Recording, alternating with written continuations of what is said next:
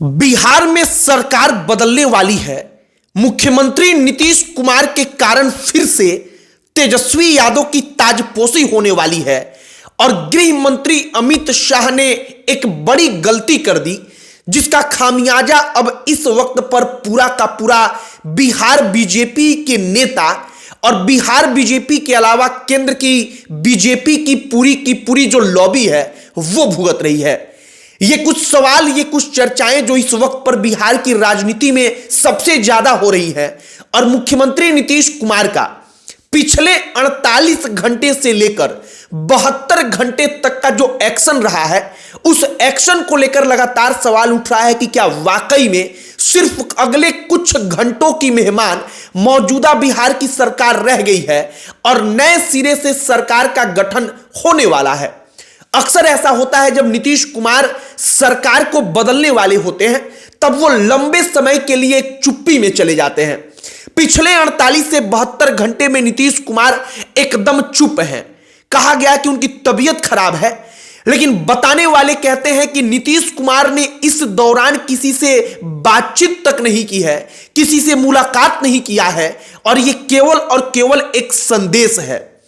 आपको पूरी कहानी बताएंगे कि सब कुछ क्या कुछ चल रहा है। आखिरकार तेजस्वी यादव क्यों कटिहार से जब उनका यात्रा चल रहा था तो भागे भागे वापस से पटना आए और इस वक्त पर क्या माहौल है। आगे बातचीत करने से पहले हमारा नमस्कार स्वीकार करिए। हमारा नाम मोहित कुमार सिंह है। भारतीय जनता पार्टी के बिहार के तमाम जो नेता हैं, दोनों के दोनों डिप्टी सीएम मतलब कि सम्राट चौधरी और विजय सिन्हा, ये तमाम लोग दिल्ली जाते हैं। तमाम बिहार बीजेपी के नेता दिल्ली पहुंचते हैं। बिहार बीजेपी के प्रदेश अध्यक्ष दिल्ली जाते हैं। वहां पर कोर कमेटी की एक बैठक होती है। यूं तो बैठक इसलिए भी होती है क्योंकि 2025 का विधानसभा का चुनाव है, लेकिन इस वक्त पर नीतीश कुमार की नाराजगी को लेकर बड़ी चर्चा है। अब नीतीश कुमार की नाराजगी क्या, आप इसे जरा समझने का प्रयास कीजिए। अमित शाह आज तक न्यूज चैनल के एक कार्यक्रम में उनसे सवाल पूछ दिया जाता है, वो इसका जवाब देते हुए कह देते हैं अमित शाह कि कौन मुख्यमंत्री का चेहरा होगा ये भविष्य में तय होगा जब तमाम दलों के नेता बैठेंगे। उसके बाद से नीतीश कुमार किसी से मुलाकात नहीं करते। वो एक बड़ा कार्यक्रम होता है बिहार में बिजनेस को लेकर, इन्वेस्टमेंट को लेकर, उसमें सीएम को जाना होता है। लाखों करोड़ों का इन्वेस्टमेंट आना था, लेकिन नीतीश कुमार वहां पर नहीं गए। कहा गया कि उनकी तबीयत खराब है।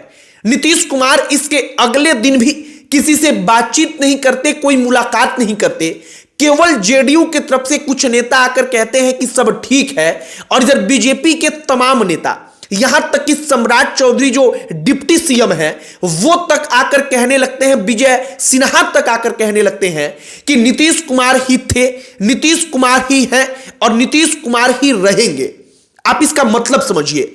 मतलब यह कि अंदर खाने नाराजगी तो है, इसीलिए भारतीय जनता पार्टी के तमाम नेता बार बार आकर सफाई भी दे रहे हैं। एक और बात आप गौर करिए, नीतीश कुमार को जब कुछ करना होता है तो वो डायरेक्टली मीडिया के सामने आकर या किसी के सामने आकर नहीं कह देते, बल्कि उसके पहले एक सप्ताह तक पूरा का पूरा ड्रामा चलता है। आप याद कीजिए, जब वो आरजेडी को छोड़कर बीजेपी के साथ आए थे, जब वो बीजेपी को छोड़कर आरजेडी के साथ गए थे, ऐसा ही ड्रामा चला था और अंततः पता चला कि नीतीश कुमार चुप हैं, खामोश हैं और खामोशी के बाद जब वो बोलते हैं तो सरकार पलट चुकी है, सरकार बदल चुकी है।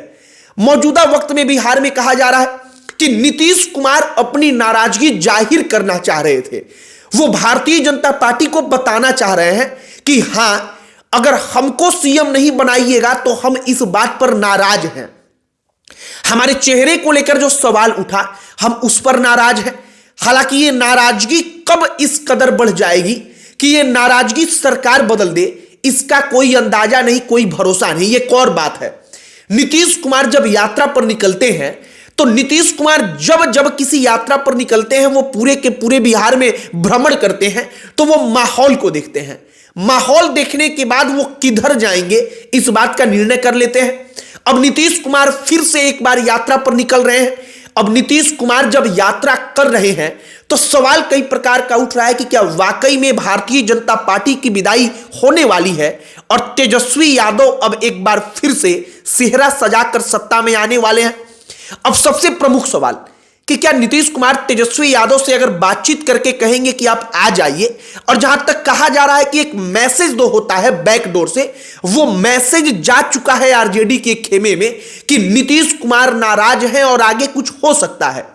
सवाल यही है कि क्या तेजस्वी कह चुके हैं कि अब तो नीतीश कुमार के साथ हम नहीं जाएंगे, तो वो जाएंगे? इसका जवाब है बिल्कुल जाएंगे। हम कागज पर किसी लिख कर दे रहे हैं कि अगर नीतीश कुमार ने तेजस्वी यादव को ऑफर दिया कि आप फिर डिप्टी सीएम ही बनेंगे, तो उस शर्त पर भी तेजस्वी यादव आएंगे। और आप याद करिए 2015 में जब नीतीश कुमार चुनाव लड़ने के बाद तेजस्वी का साथ छोड़ते हैं तो उन्होंने कहा कि अब फिर ऐसा कभी नहीं होगा।